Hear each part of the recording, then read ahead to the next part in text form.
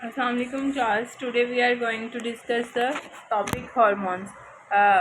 वैसे actually hormones होते क्या हैं? ये ऐसे केमिकल सब्सटेंसेस होते हैं जो कि आपकी बॉडी में प्रोड्यूस हो रहे होते हैं बाय द एंडोक्राइन ग्लैंड्स, ठीक है। अब और वो फिर एंडोक्राइन ग्लैंड्स में जब वो उसको प्रोड्यूस करते हैं हॉर्मोन्स को, तो वो उसको रिलीज़ कर देते हैं आपकी ब्लड स्ट्रीम्स में। अब एंडोक्राइन ग्लैंड्स क्या होते हैं? वो आपके कॉम्प्लेक्स स्ट्रक्चर्स होते हैं, ठीक है, जो कि आपके हॉर्मोन्स की सिंथेसिस करते हैं, ठीक है। जैसे आपका पिट्यूटरी ग्लैंड है तो it is also endocrine gland. फिर थायराइड ग्लैंड है, पेनक्रियाटिक ग्लैंड है, फिर आपका एड्रिनल ग्लैंड है। These are all the endocrine glands which release the hormones into the blood streams, ठीक है। अब एंडोक्राइनोलॉजी क्या होता है कि वही मैंने आपको बताया है कि endocrinology is the study of the endocrine glands, ठीक है। एंडोक्राइन ग्लैंड्स की स्टडी को, उसके फंक्शन को, उसके स्ट्रक्चर्स को, उसकी डायग्नोसिस को, उसके ट्रीटमेंट को, और जो भी उसका डिसऑर्डर है, ठीक है, उसको आप सब कुछ यानी कि एंडोक्राइन ग्लैंड्स को आप टोटली इसमें एंडोक्राइनोलॉजी में क्या करते हो? स्टडी करते हो। अब फंक्शन ऑफ द हॉर्मोन्स क्या है कि हम अगर चलते हैं फंक्शंस ऑफ द हॉर्मोन्स, हम हॉर्मोन्स पढ़ रहे हैं तो उसके फंक्शन को डिस्कस करते हैं अगर हम, तो उसका फंक्शन बेसिकली क्या है कि जो आपके हॉर्मोन्स होते हैं ये आपका जो बॉडी का इंटरनल इन्वायरमेंट होता है उसको क्या करते हैं? कंट्रोल करते हैं, ठीक है। आपकी बॉडी में जो केमिकल प्रोड्यूस हो रहे होते हैं ये उनको क्या करते हैं? रेगुलेट कर रहे होते हैं, ठीक है। उसके अलावा फिर ये क्या करते हैं कि आपके सेल मेम्ब्रेन के थ्रू आपके सब्सटेंसेस जो होते हैं वो क्या करते हैं? उनको ट्रांसपोर्ट करते हैं। जैसे हमारे पास प्रोटीन्स हैं और लिपिड्स हैं या कोई और सब्सटेंस है तो उसकी ट्रांसपोर्टेशन में क्या करते हैं? हेल्प आउट करते हैं। उसके बाद जो सबसे मेजर और इम्पोर्टेंट रोल है इनका वो ये है कि ये ग्रोथ में और डेवलपमेंट में हेल्पफुल होते हैं। आपके हार्मोन अगर प्रॉपर वर्क कर रहे हैं तो आपकी डेवलपमेंट और ग्रोथ जो होगी अच्छी होगी, ठीक है। तो आपके अगर हार्मोन्स डिस्टर्ब होते हैं तो उसकी वजह से आपकी डेवलपमेंट में भी क्या होता है? कैसर आता है। उसके अलावा आपकी रिप्रोडक्शन के जो बेसिक प्रोसेसेस हैं, ठीक है, उसमें भी ये क्या करते हैं? हेल्प आउट करते हैं। डिफरेंट हर फंक्शन के लिए एक डिफरेंट हार्मोन होता है, ठीक है, जिसके लिए ये क्या होता है कि ये अफेक्टेड होते हैं। उसके बाद है कि ये आपकी फर्टिलाइजेशन में नरिशमेंट ऑफ एम्ब्रियो और डिलीवरी ऑफ न्यू बॉर्न यानी कि फर्टिलाइजेशन। अब वो जो आपकी रिप्रोडक्शन के प्रोसेसेस हैं उसमें रिप्रोडक्शन के लिए आपकी नरिशमेंट एम्ब्रियो की नरिशमेंट के लिए यानी कि उसकी डेवलपमेंट के लिए, ग्रोथ के लिए और delivery of the newborns, इन सब के लिए किसकी ज़रूरत होती है? हॉर्मोन्स की, ठीक है। इसके अलावा आपकी बॉडी में जो मेटाबॉलिज्म हो रही है और एनर्जी बैलेंसिंग में भी आपके हार्मोन्स का एक अच्छा रोल होता है, ठीक है। अब अगर हम टाइप्स को डिस्कस करें तो जो बेसिक 2 टाइप्स हैं इसकी, एक लोकल हार्मोन्स होते हैं और एक जनरल हार्मोन्स होते हैं। लोकल हार्मोन्स वो वाले हार्मोन्स होते हैं जो कि एक स्पेसिफिक एरिया में प्रोड्यूस हुए हैं, ठीक है। उन्होंने उसी स्पेसिफिक एरिया में ही रहना है, ठीक है। अपने नेबरिंग ओनली अपने नेबरिंग सेल्स के तक उनका लिंक रहता है, ठीक है। यानी कि वो ब्लड स्ट्रीम में नहीं जाते हैं, जहाँ वो प्रोड्यूस हुए हैं बस उतने से एरिया में उनका लिंक है, उसके अलावा उनका कोई लिंक नहीं है। तो ऐसे हार्मोन्स जो कि सिर्फ स्पेसिफिक एरिया के अंदर प्रोड्यूस होते हैं, ठीक है, उनको आप क्या कहते हो कि ये क्या है? लोकल हार्मोन्स हैं, ठीक है। और इसमें जो आपके पास मेजर एग्जांपल आती है वो ये आती है कि आपके हिस्टामाइन है जो कि आपका एलर्जिक रिएक्शन में इन्वॉल्व होते हैं, ठीक है। उसके अलावा साइटोकाइनिन्स है जो कि आपके इम्यून रिस्पॉन्सेस को कंट्रोल कर रहे होते हैं, ठीक है। तो अगर हम जनरल हार्मोन्स की बात करें तो जनरल हार्मोन्स वो वाले हार्मोन्स होते हैं जो कि जहाँ पे प्रोड्यूस हो रहे हैं उसके अलावा वो आपके बाकी पार्ट ऑफ बाकी सेल्स में भी क्या करते हैं? मूव करते हैं, यानी कि ये आपकी ब्लड स्ट्रीम की तरफ मूव कर जाते हैं, ठीक है। तो ये एक स्पेसिफिक एरिया में नहीं रहते हैं, यानी कि ये फार अवे मूव कर जाते हैं। इस वजह से इनको हम कहते हैं कि ये जनरल हार्मोन्स है, जिसमें आपके पास क्या है? कि इंसुलिन की आप मेजर एग्जांपल देखो तो वो इंसुलिन जो है वो आपका एक ऐसा हार्मोन है जो कि आपकी ब्लड में शुगर लेवल की रेगुलेशन को क्या करता है, ब्लड ग्लूकोज को क्या करता है, रेगुलेट कर रहा होता है। ठीक है, अगर आप इसकी क्लासिफिकेशन पे जाओ, ठीक है, तो classification on the basis of 5 terms हैं। ठीक है, सबसे पहले क्या है कि on the basis of the chemical nature पे अगर हम जाएं तो वो 5 टाइप्स हैं, जिसमें सबसे पहले आपके पास आता है पेप्टाइड्स। ठीक है, on the basis of the peptides है, जिसमें आपके पास सबसे पहले आते हैं एंटीरियर पिट्यूटरी हार्मोन्स, जिसमें आपके पास GH, ACTH और प्रोलैक्टिन आ जाता है। अगर पोस्टीरियर पिट्यूटरी हार्मोन्स की बात की जाए तो वो ADH और ऑक्सीटोसिन है।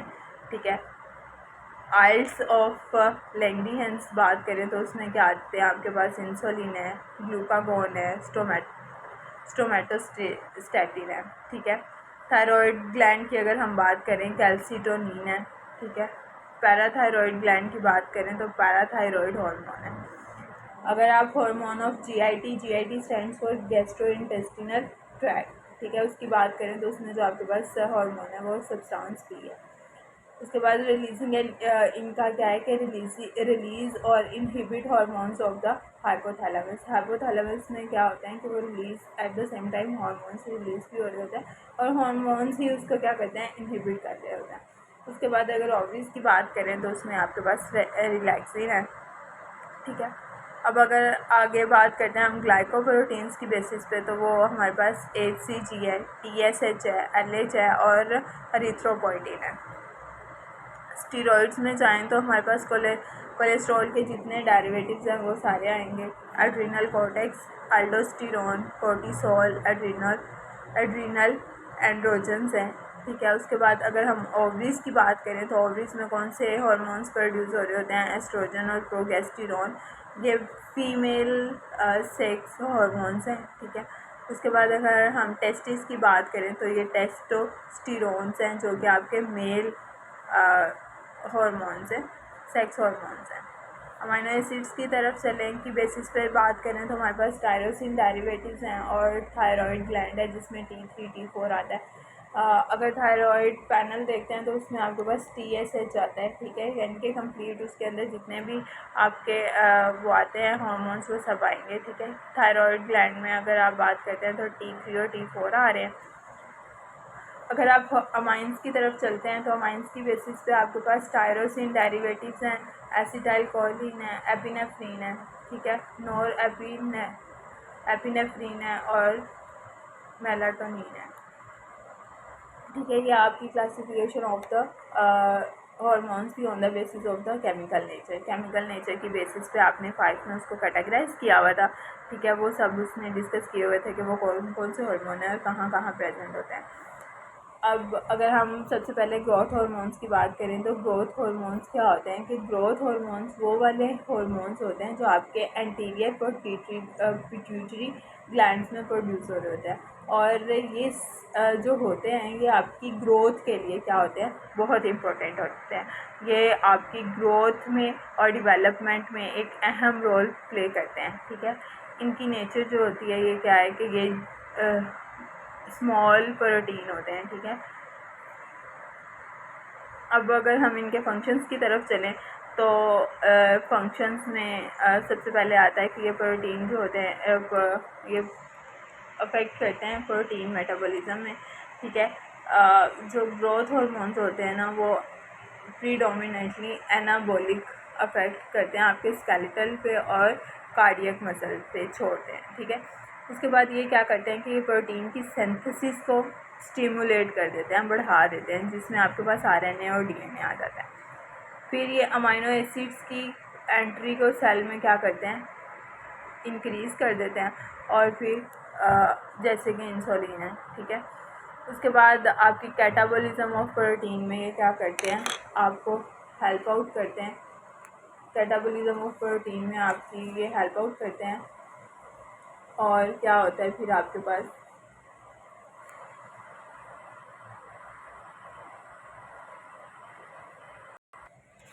आपकी ये कैटाबॉलिज्म और एनाबॉलिज्म ऑफ प्रोटीन में भी एक इम्पोर्टेंट रोल या इफेक्ट प्ले कर रहे होते हैं। और कैटाबॉलिज्म क्या होता है कि कैटाबॉलिज्म में आप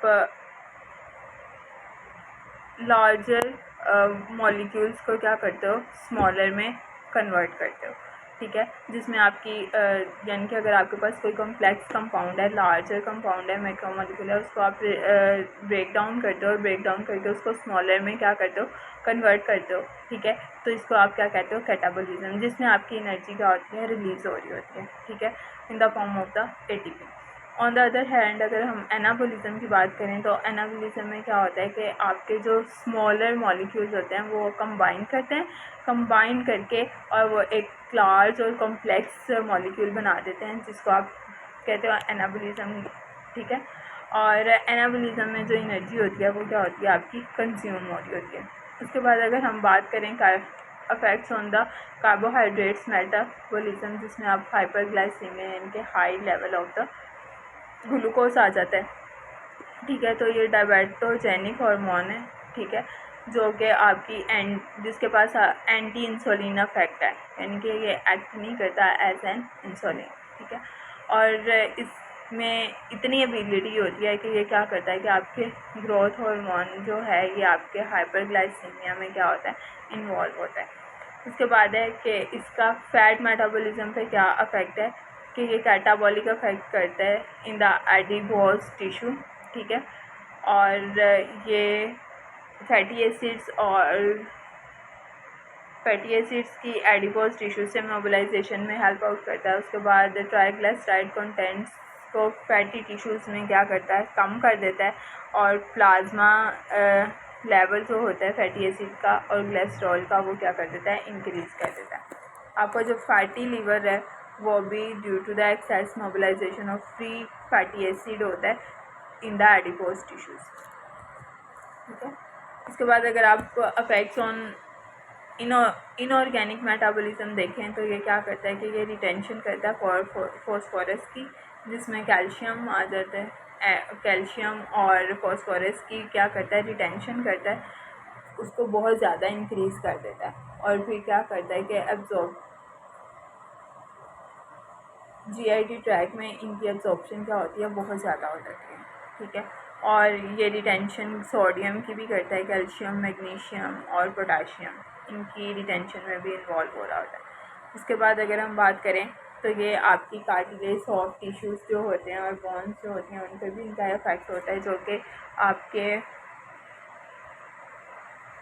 आपकी ग्रोथ को क्या करते हैं, अफेक्ट करते हैं, ठीक है। उसके अलावा आपके कनेक्टिव टिश्यूज़ की जो डीप पोजीशन होती है उसको इंक्रीज़ कर देता है, फिर आपकी स्किन की थिकनेस को ज़्यादा कर देता है। उसके अलावा आपके लीवर या किडनी की ग्रोथ को ज़्यादा कर देता है, ठीक है, कहते हैं ना कि इसका जिगर बढ़ा हुआ है, तो that was the increase in the growth of the viscera, जिसमें आपके पास लीवर और किडनी दोनों आ जाता है। फिर मिल्क सेक्रीशन, ठीक है, जो लैक्टेटिंग एनिमल्स में मिल्क की सेक्रीशन को इंक्रीज़ कर देता है, ठीक है। ग्रोथ हार्मोन आज हमने पढ़ा है और हार्मोन्स का थोड़ा सा इंट्रोडक्शन पढ़ा, बाकी हम नेक्स्ट क्लास में पढ़ेंगे। Thank you so much.